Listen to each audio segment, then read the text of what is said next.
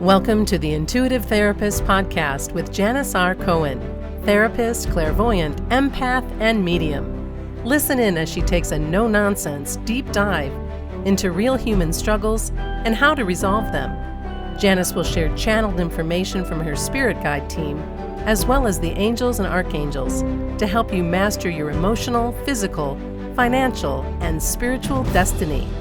And now, Janis Cohen. Hey y'all, this is Janis Cohen here on the Intuitive Therapist Podcast. Welcome to another week.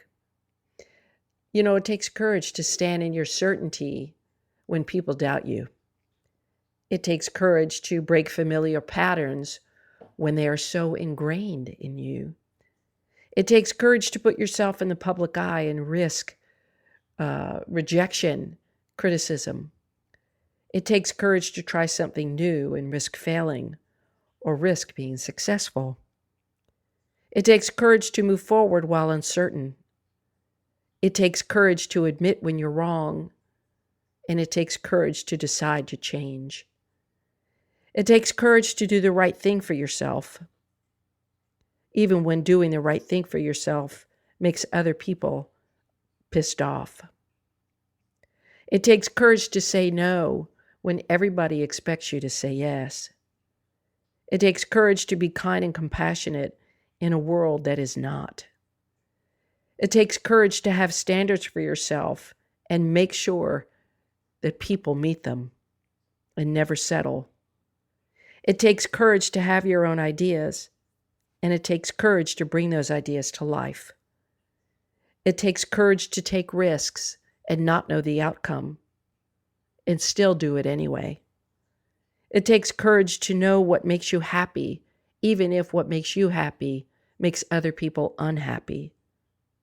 It takes courage to overcome challenges, especially when people doubt your resilience. It takes courage to make your own rules, even in the face of your familial and the societal rules that are heartily ingrained in the world today.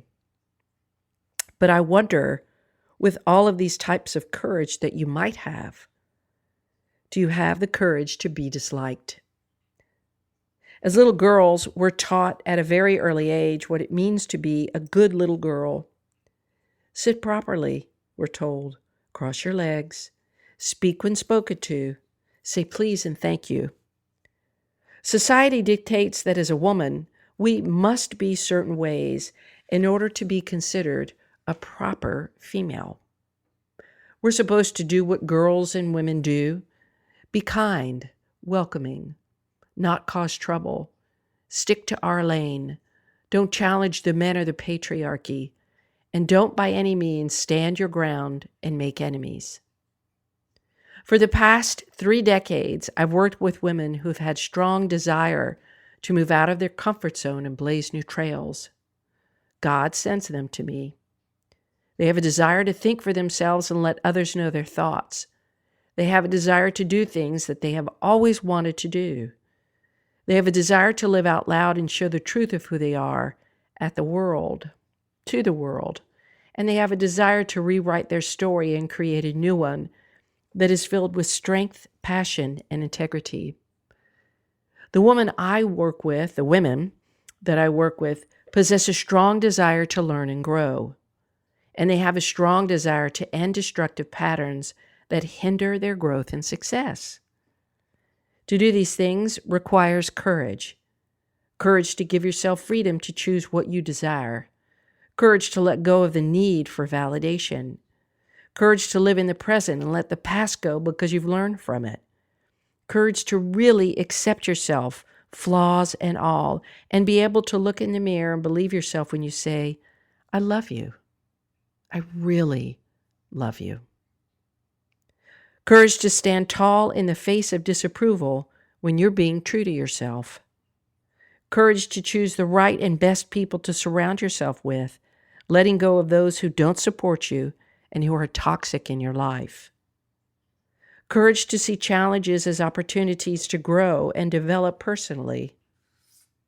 And when you have this kind of courage, you can take personal responsibility in your life without hesitation or embarrassment. You can practice self-acceptance and find happiness by living authentically, regardless of whose feathers it ruffles or who disagrees with your choices. It took me several decades to get to this point of courageousness. And while I'm not 100% there, I'm about 90%. I'm pretty dang close. And I wonder how courageous you are in your own life. What risks have you taken? What rules have you rebuked? What have you flipped on its head and changed to work in your favor? Can you identify when you lacked courage? And can you understand why?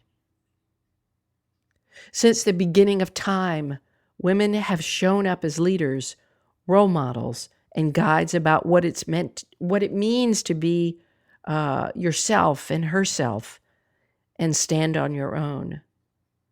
And these women are still everywhere now. And I'm sure that you've known many in your lifetime. I certainly have.